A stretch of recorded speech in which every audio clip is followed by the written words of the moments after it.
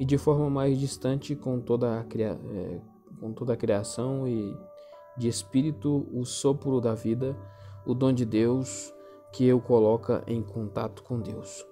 Mas quando os dois se encontram, fundem-se em uma unidade chamada Nefesh, traduzido de forma incorreta por alma. Gênesis 2:7. O Nefesh é o homem como um todo. Ele está consciente do mundo à sua volta e se torna conhecido dele por meio do corpo, enquanto mantém contato com Deus por meio do Espírito. Essa unidade é tão real que repetidas vezes as partes do corpo são usadas para expressar ações e intenções da personalidade como um todo. Os órgãos físicos são usados para designar diversas funções do homem interior. O coração expressa intelecto, vontade e emoções. Também por essa razão, embora a fraqueza e transitoriedade da carne, corpo, seja reconhecida, o corpo nunca é depreciado, tampouco há qualquer indicação de uma existência real no futuro sem ele. 2. O homem, a imagem de Deus. O termo Nefesh, vivente, é usado tanto acerca de animais quanto de seres humanos. Amor vivente. A superioridade do amor é expressa pelo fato de ter sido feita a imagem e semelhança de Deus. Gênesis 1, 26 e 27. Isso nunca é descrito em detalhes, mas algumas de suas implicações ficam claras. Do lado negativo, não sugere que o homem tenha o espírito da parte de Deus, somente na forma em que os animais o têm. O espírito ou sopro da vida significa que o fato da vida não é um resultado inevitável do progresso evolucionário, mas uma dádiva de Deus. Tampouco sugere que, em sua natureza, Deus tenha a forma semelhante à do homem. Qualquer coisa que possa sugerir isso é meramente uma adaptação às limitações humanas, antropomorfismo. 2. O homem é o representante de Deus neste mundo e, como tal, exerce certo domínio sobre ele. Gênesis 1:26. Em todo o Antigo Testamento pressupõe-se, como algo natural, que Deus e o homem podem se comunicar. Toda a criação material é transitória e imortal, mas o homem foi revestido de imortalidade. A imortalidade da alma, como é geralmente conhecida, não é uma doutrina bíblica. Deus é capaz de se revelar de formas apropriadas ao homem, antropomorfismos, e pode se mostrar em visões simbolicamente de forma humana. Não há contradição inerente entre a doutrina do Antigo Testamento e a encarnação. Ao contrário, temos a impressão de que encarnação era o propósito final da criação do ser humano. 3. A queda do homem. Não há descrição detalhada nem do mundo nem do homem antes da queda, porque o tópico é irrelevante para o homem como tal. Mas as ordens de subjugar a terra, Gênesis 1:28, e cuidar do jardim, Gênesis 2:15, implicam resistência e perigos. Também o anúncio do castigo pela desobediência, Gênesis 2:17, sugere o conhecimento prévio da realidade da morte, que indubitavelmente existia antes da criação do homem. A impressão gerada, embora não implicitamente afirmada, foi que o jardim deveria ser o centro a partir do qual as condições do paraíso se espalhariam gradualmente pelo mundo todo. O homem não deveria ser simplesmente um zelador da perfeição criada por Deus, mas o colaborador de Deus na tarefa de levar a criação à perfeição. A motivação por trás da queda foi o desejo de ser independente e autossuficiente, ser igual a Deus. Gênesis 3:5. Ela foi irreversível porque Adão e Eva, embora temerosos das consequências, evidentemente não estavam de fato arrependidos. Aliás, embora o argumento do silêncio seja perigoso, não há indicação alguma de tal arrependimento. As consequências da queda estavam, portanto, destinadas a continuar, não tanto pela herança física, embora isso não deva ser completamente ignorado, porém, não porque uma criança teria de crescer em um contexto menor, numa família imperfeita, e em um contexto maior, numa tribo ou povo imperfeitos. Gênesis 18:19. E a ordem para experimentar os cananeus.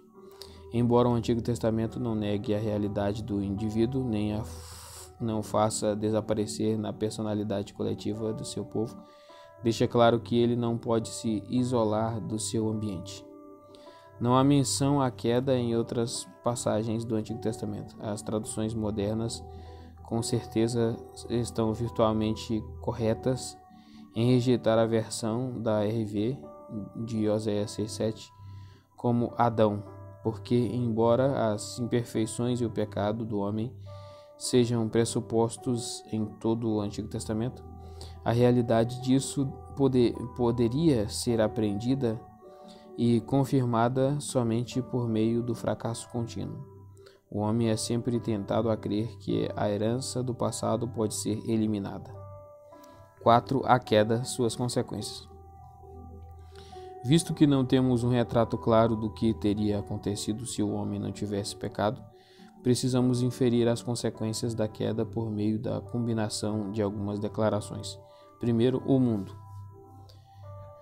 O homem perdeu em parte o seu direito ao domínio, fato que foi simbolizado na maldição sobre o solo, Gênesis 3:17, que poderia ser intensificado ainda mais por pecados grosseiros, Salmo 107:33. Em vez de levar ordem e harmonia ao mundo animal, Isaías 11:6, o homem levou a morte desnecessária a ele, seja ao prover roupa, Gênesis 3:21, sacrifício, Gênesis 4:4, o alimento, Gênesis 9:3. Além disso, o julgamento sobre o homem podia incluir morte para os animais, como vemos especialmente na história do dilúvio. 2. A desarticulação da sociedade. Isso se torna evidente principalmente pela desarmonia na família, Gênesis 3:7-16. Observe que a GNB, você estará sujeita a ele, estará correta, é uma declaração de um fato e não uma ordem de Deus. Ele a dominará. No devido tempo, essa desarmonia conduziu à violência, ao homicídio, às guerras e à escravidão.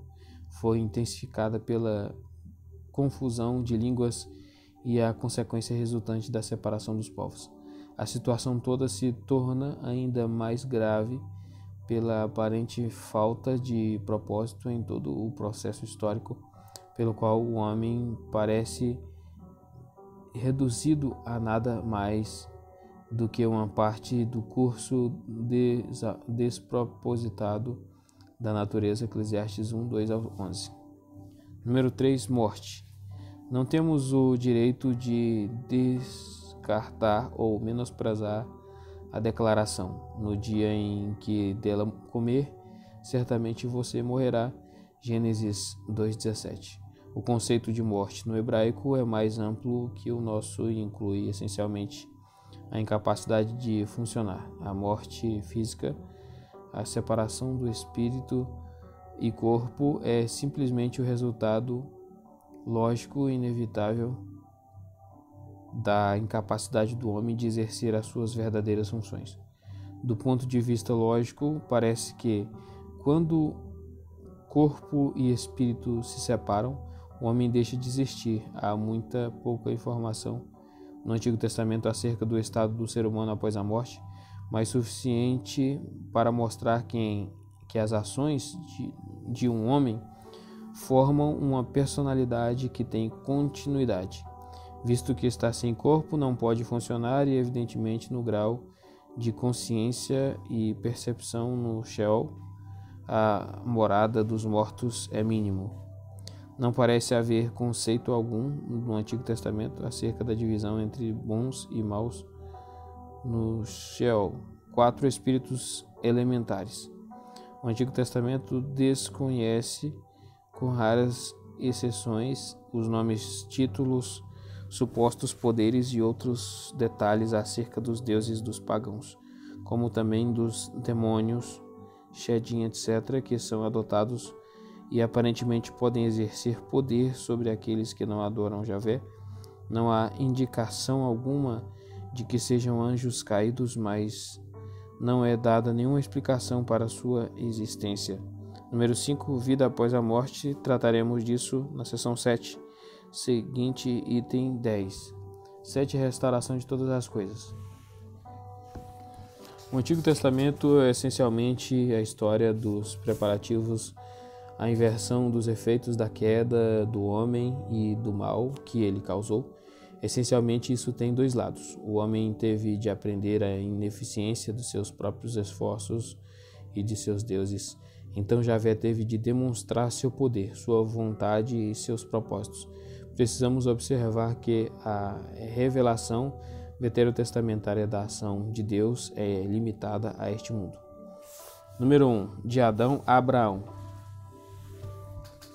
Quando o homem foi deixado por sua conta, chegou ao clímax da sua depravação. Por causa disso, com exceção de 8 pessoas, teve de ser exterminado da face da terra. A memória desse julgamento variou bastante, mas parece ter deixado uma marca universal no ser humano,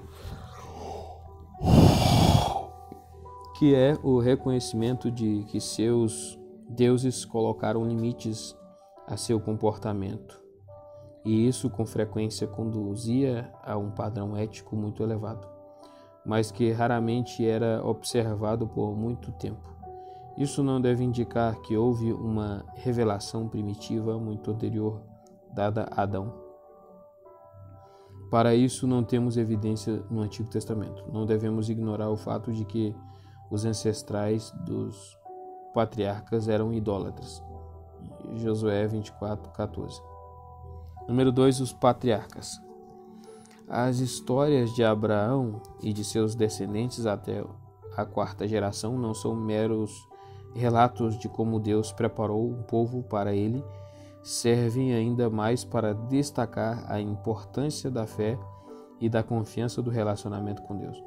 Pressuposições cristãs a respeito do conhecimento teológico de Abraão acerca de Deus, ou judaicas de que Abraão guardou a lei mosaica, não encontram respaldo nos relatos.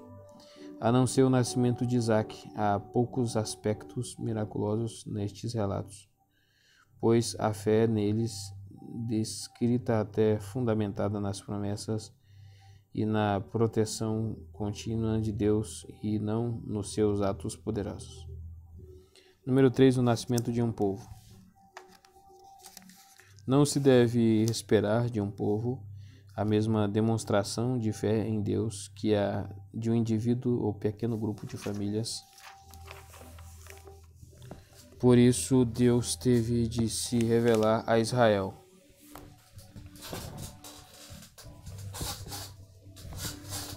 De uma forma diferente da que tinha usado para com os patriarcas. Encontramos a maioria dos milagres do Antigo Testamento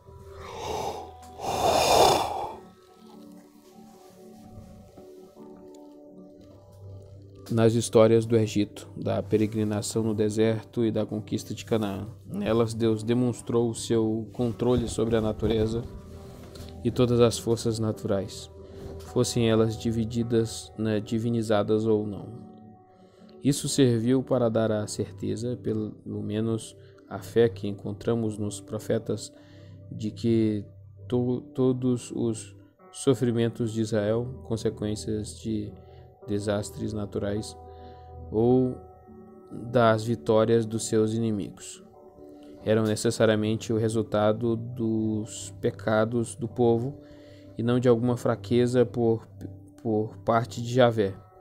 A reação de Abraão ao chamado de Deus poderia ser explicada e descartada ao longo do tempo como uma experiência meramente subjetiva.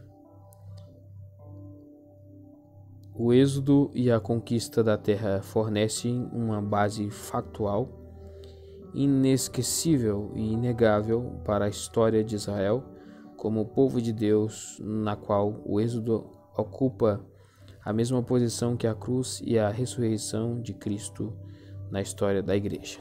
Número 4. A Lei de Moisés.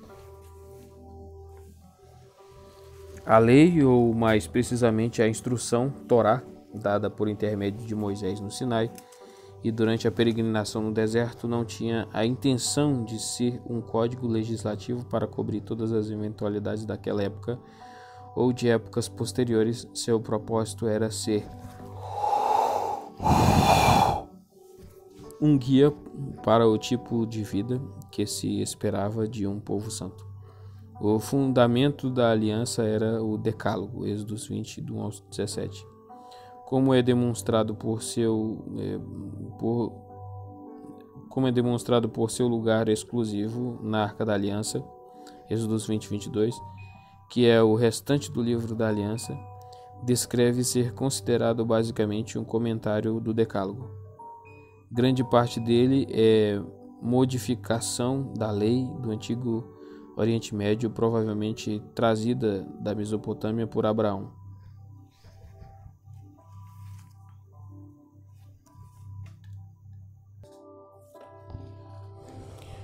O mesmo se aplica às leis de Levítico e Deuteronômio. Nesse último, o Decálogo é novamente considerado fundamental. Se compararmos estes códigos, será fácil descobrir que há áreas de comportamento que não são explicitamente tratadas.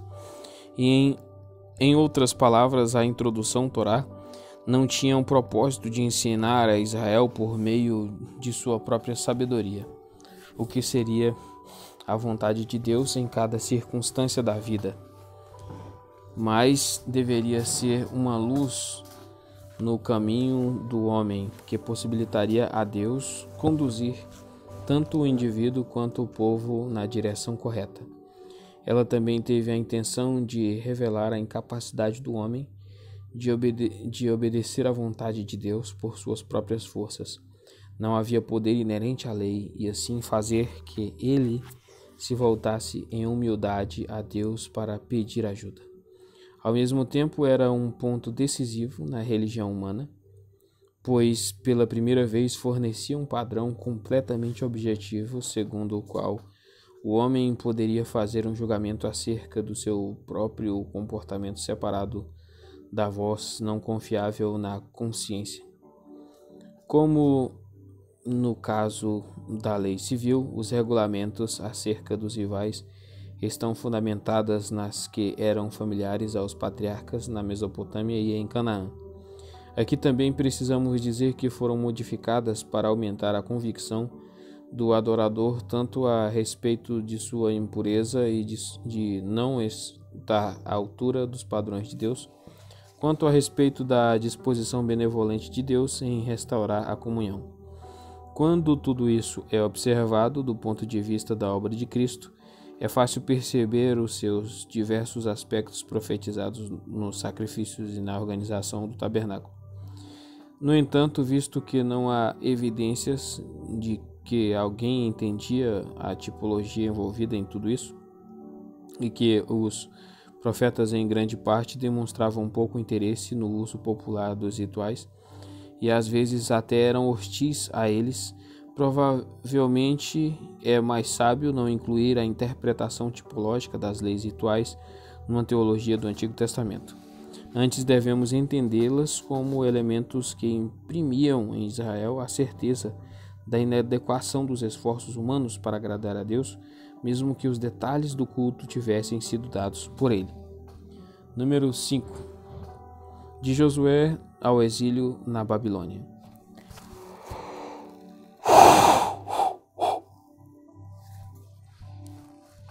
De um ponto de vista, o final de Deuteronômio representa o clímax do Antigo Testamento. Deus tinha formado o seu povo, revelado o seu poder a ele e havia conduzido o limiar do cumprimento de suas promessas. A partir daí, é uma história de declínio em que os melhores episódios são no máximo uma interrupção, mas não a revelação da tendência descendente. O pecado de Acã, que deixa uma marca duradoura na história subsequente de Israel, em certo sentido, faz um paralelo à queda no jardim do Éden. A escolha humana do rei e do templo no lugar do juiz e do tabernáculo simplesmente tornou a cena final da perda de liberdade nacional e do exílio ainda mais certa. O defeito inerente na escolha do rei e do templo foi que limitou a escolha de um governante por parte de Deus, pois tornou a função hereditária, e limitou também o lugar de culto, pois o templo não podia ser transferido de Jerusalém. Sexto, os profetas. Paralelamente a esse declínio, veio a revelação crescente por meio dos profetas. Embora tudo já estivesse em essência presente na lei, insistindo que as exigências principais de Deus para o seu povo eram justiça, lealdade de aliança tanto a Deus quanto aos outros homens, e a aceitação inquestionável da vontade dos padrões de Deus. Sem isso, todo o culto, não importava quanto fosse valorizado, era um insulto a Deus. Isso ocorreu paralelamente a uma ênfase crescente no fato de que o povo, como um todo, não seria capaz de atender a essas expectativas, mas sim apenas um remanescente, e também só por meio da obra do Rei perfeito de Deus, o Messias. Nesta seção, o item 7. Com o pano de fundo do exílio em mente, foi revelado ainda que o cumprimento dos propósitos de Deus incluiria uma nova aliança. Jeremias 31, 31 a 34, que entraria em vigor somente por meio do poder do Espírito de Deus em cada indivíduo. Ezequiel 36, 25. E da obra do servo de Javé ao lidar com o problema do pecado. Em outras palavras, Deus estava usando o fracasso humano demonstrado como sendo fracasso pela simples existência da lei do Sinai para demonstrar tanto a necessidade quanto os métodos da intervenção e da cura divinas. Para tudo isso, as experiências do período pós-exílico eram necessárias para tornar completamente clara a lição. Os profetas também foram usados para mostrar a importância do indivíduo dentro da totalidade do povo. Nem mesmo no caso de Jeremias, o chamado para que não confiasse em outro homem foi interpretado como estímulo para que se separasse do seu povo. Não há garantias para o individualismo. Sétimo, o Messias. O termo Messias, pessoa ungida, alguém separado para o serviço de Deus, dificilmente pode ser encontrado no Antigo Testamento como termo técnico, a não ser talvez em Daniel 9, 25 e 26. O desenvolvimento do termo pertence ao período intertestamental, mas mesmo assim o conceito já existe claramente antes disso. Refere-se primeiramente ao Rei de Deus, do qual até Davi e os seus melhores sucessores eram meras prefigurações, mas havia a expectativa de um profeta, no mínimo tão grande quanto Moisés. Deuteronômio 18:15, Isaías 42:1. Também mostra que o título poderia ser aplicado ao Senhor de Javé. Colocar o Espírito de Deus sobre ele é equivalente a ungí-lo. Embora ele nunca seja identificado com o rei que estava por vir, a esperança messiânica só poderia se tornar uma realidade para o povo como um todo depois de ficar claro, após a morte de Zorobabel, que não haveria uma restauração meramente natural da linhagem de Davi. Não há evidências claras de que a linhagem, como empregada em Isaías 7,14 e Miqueias 5,2, fosse compreendida em algum sentido sobrenatural. Oitavo, o retorno do exílio. A rejeição da independência nacional e de um rei davídico, combinada com a remoção do esplendor do templo reconstruído e a falta da arca, o sinal da presença de Deus era a indicação exterior de que os propósitos de Deus não seriam atingidos pelas expressões normais da nacionalidade ou do culto. Isso foi ressaltado ainda pelo fato de que a maioria dos judeus vivia fora de sua terra. Os judeus tinham se tornado prisioneiros da esperança, esperando pelo tempo divino da sua redenção. Eles erraram, foi na convicção de que poderiam apressar o dia da libertação por meio de uma observância meticulosa da lei de Moisés. 9. Recompensas e castigos. Nos primeiros livros do Antigo Testamento, a recompensa pela obediência e confiança eram as riquezas, ou pelo menos uma quantidade suficiente dos bens desta terra para uma vida adequada, com boa saúde, bom número de filhos, triunfo sobre os inimigos e longevidade. O castigo pelo pecado e pela desobediência era a privação destas coisas. Quando faltassem as forças físicas ao homem temente a Deus, que tinha todas as coisas, ele poderia partir em paz, não desejando mais nada e sabendo que, em certo sentido, continuaria a viver em seus descendentes. A instituição do levirato, Deuteronômio 25:5.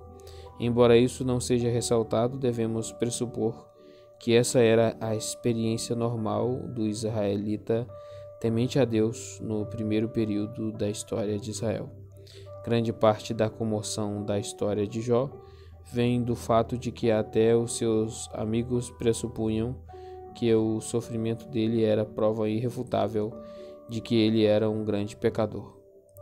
Gradualmente, à medida que a sociedade se tornava cada vez mais corrupta, os que temiam a Deus se viram mais envolvidos nos sofrimentos dos seus vizinhos ímpios e foram injustiçados e discriminados por homens maus em posições elevadas. Aliás, muitas vezes tinham de sofrer mais do que os próprios maus, a ponto de, em muitos salmos, os pobres e aflitos serem praticamente sinônimos de homens piedosos, pessoas tementes a Deus. Isso conduziu a um lento abandono dos antigos conceitos de recompensa e castigo, embora nunca tenham desaparecido totalmente do Antigo Testamento, e os homens começaram a procurar algo depois do túmulo para equilibrar as iniquidades dessa vida. Número 10. Vida após a morte. Um homem como Abacuque, confrontado com o colapso da sociedade à sua volta, pôde colocar a sua fé em Deus como uma resposta suficiente em 3:17. Enquanto um Jeremias, depois que o seu povo fosse exilado, conseguiu encontrar satisfação na redenção e restauração vindouras de Deus, mas outros se viram esperando por uma resposta além do túmulo. Essa esperança assumiu duas formas que, de maneira nenhuma, são mutuamente excludentes. Há alguns, Jó 10:23, Davi, Salmo 139:8 e Asaf, Salmo 73:24, veio a certeza de que a morte e as condições do Sheol não poderiam interromper a comunhão com Deus. Eles estavam tão envolvidos com Deus que não se preocupavam com a natureza e as condições da continuação dessa comunhão com Ele. Outros já pensavam no tempo vindouro do governo universal de Deus, no qual a maldição seria removida tanto da natureza quanto de Israel. Joel 3:17, Amós 9:11, Isaías 2:2, etc. Isso seria precedido de julgamento sobre as nações. Joel 3:1. E os pecadores de Israel. Em algumas passagens, a morte parece ter sido adiada, como ocorreu na história primitiva do homem, Isaías 65:20. Mas em Isaías 25:8, ela é destruída para sempre. O profeta, no entanto, não está satisfeito. Os sofrimentos do servo de Javé foram suplantados em muito pelas bênçãos que trouxeram, mas para o justo como um todo foi muito pouco o que eles realizaram. Isaías 26:16. Por isso, a futura restauração do povo lhe parecia uma recompensa adequada. Então, lhe foi dada a revelação de que eles seriam ressuscitados para partilhar dela. Isaías 26:19. Assim como o servo seria ressuscitado. Isaías 53:10. Embora Ezequiel 37:1-14 se refira em primeiro lugar ao retorno do exílio, é totalmente imprudente destacar a ideia da ressurreição. Em Isaías 26, não há alusão à ressurreição dos gentios ou dos ímpios em Israel 26:14. Somente em Daniel 12:2, escrito nas condições do exílio e à luz dos males piores que estão por vir, temos também a ressurreição dos ímpios.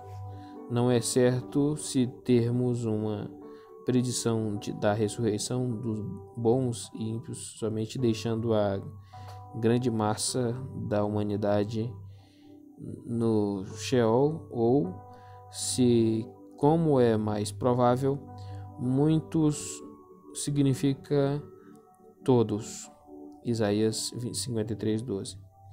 Não há doutrina do inferno no Antigo Testamento. Em Isaías 66:24, um versículo que em certa época foi muito citado, a referência não é feita à personalidade continuada, Nefesh, a seção 6, item 4, dos rebeldes, mas a seus cadáveres. Aparentemente trata-se de uma preservação miraculosa dos seus corpos na queima do entulho do vale de Inom, como lembrete do mal passado e para gerar repugnância e aversão em todos os que olham, visto que a esperança da ressurreição é algo periférico no Antigo Testamento.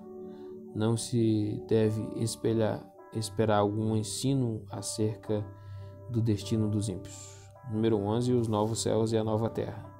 A combinação dos céus e da terra, Isaías 65:17, deve ser compreendida como em Gênesis 1:1, ou o mundo no seu contexto mais imediato no espaço.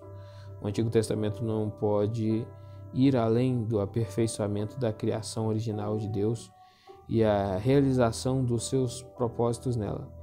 O fato de que o Novo Testamento nos abre um panorama muito mais amplo não nos dá o direito de pressupor que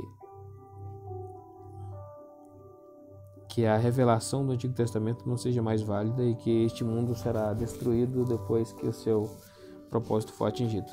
Em vez de o homem redimido ser levado ao trono de Deus no céu, o trono de Deus deverá estar com os homens. Ezequiel 48:35. Embora esse aspecto nunca seja especificado, está claro que o mundo, tanto no seu estado presente quanto no futuro, tem valor e função duradouros nos propósitos de Deus. Oitavo, teologia da sabedoria.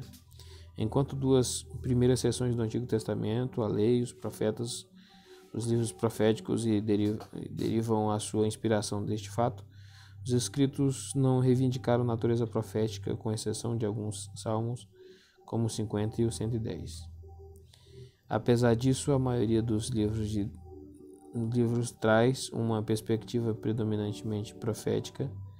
Exceções notáveis são os 3 livros que normalmente são denominados sapienciais: Provérbios, Jó e Eclesiastes. A experiência acumulada das gerações era transmitida de boca em boca e ensinada pelos anciãos da tribo aos homens mais novos.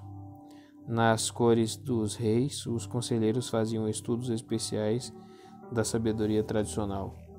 O livro de Provérbios nos dá tanto a nata da sabedoria de Salomão quanto à coleção dos ditos dos sábios. Uma pressuposição básica é que a verdadeira sabedoria depende do temor do Senhor. Com base nisso, a experiência humana vai se conformar a um padrão regular no qual os que temem a Deus podem contar com prosperidade e sucesso, enquanto os tolos, não os mentalmente deficientes, mas os que não têm temor a Deus, estão destinados ao fracasso e à ruína. Uma nota dissonante aí é tocada por Agur. Em termos constantes, ele afirma que quando confrontado com a sabedoria celestial, não é melhor do que um animal. Essa é também a atitude de Jó, que na Bíblia hebraica está logo após Provérbios. Eclesiastes, colocando na boca de Salomão, já em avançada idade, quando tinha perdido o temor a Deus, mostra que a mais elevada sabedoria humana, depois que o temor do Senhor já não existe, é incapaz de construir qualquer padrão razoável com base na experiência humana ou do encontrar um propósito visível nela. Se considerarmos estes 3 livros em conjunto, como também alguns salmos, vamos descobrir que eles afirmam que o homem, visto que foi feito à imagem de Deus, é capaz de discernir a forma de Deus agir entre os homens, contanto que exista o devido respeito por Deus. Onde isso falta, a vida se torna sem sentido. A isso Agur e Jó objetam, dizendo que Deus é grande demais para que os seus caminhos sejam de fato compreendidos pelos homens. Em outras palavras, os livros sapienciais concedem o devido lugar às observações e à argumentação do homem na compreensão de Deus e de suas obras, mas sujeitam isso ao devido respeito a Deus e ao reconhecimento das limitações humanas. Embora a personificação da sabedoria possa ser corretamente associada à palavra do Senhor, em Provérbios 8, Salmos 33:6 e Jó 1:1, não há justificativa para interpretarmos de forma trinitária no seu contexto do Antigo Testamento. O uso cristão do Antigo Testamento.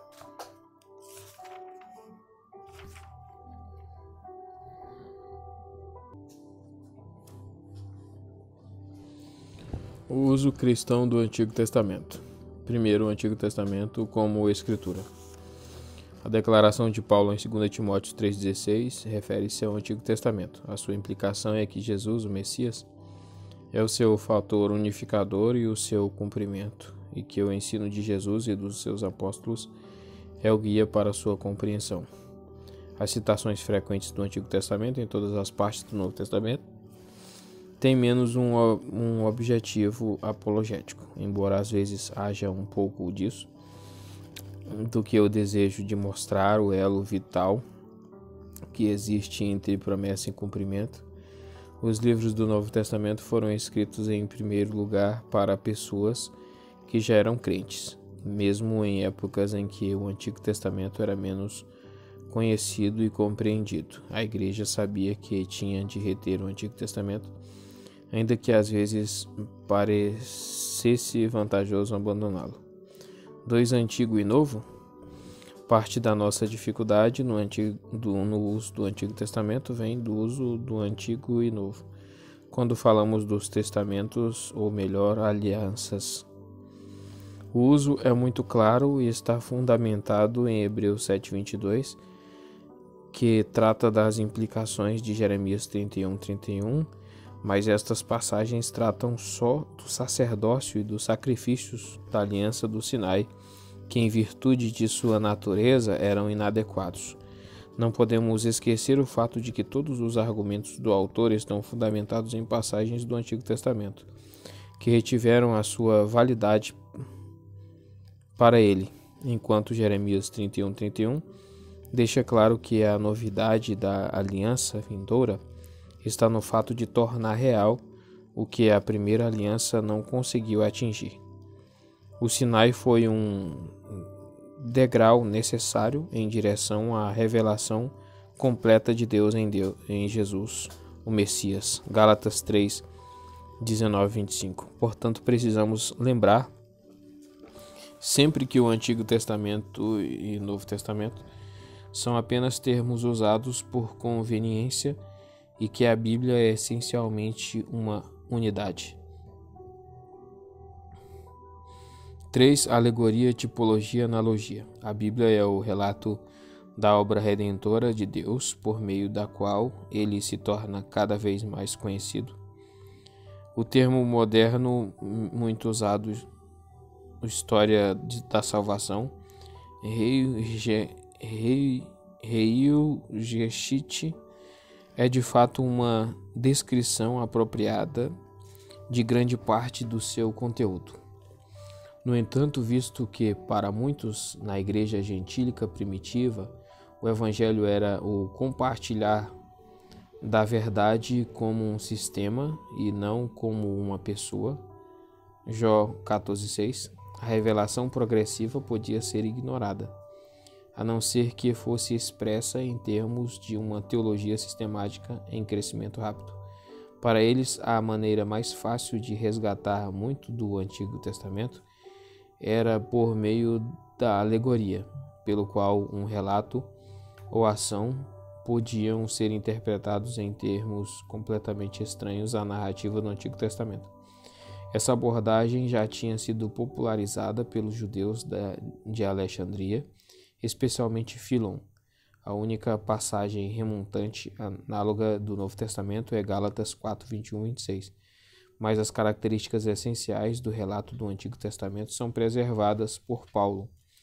Mais próximo do espírito da Escritura está a interpretação do Antigo Testamento por meio da tipologia.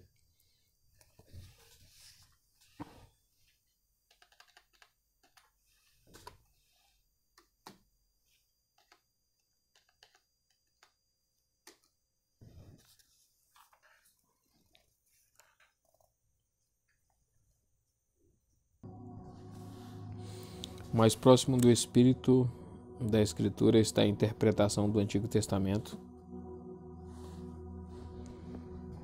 por meio da tipologia, a afirmação de que as ordens relativas ao culto e à ordenação dos eventos tinham a intenção de apontar para aquilo que estava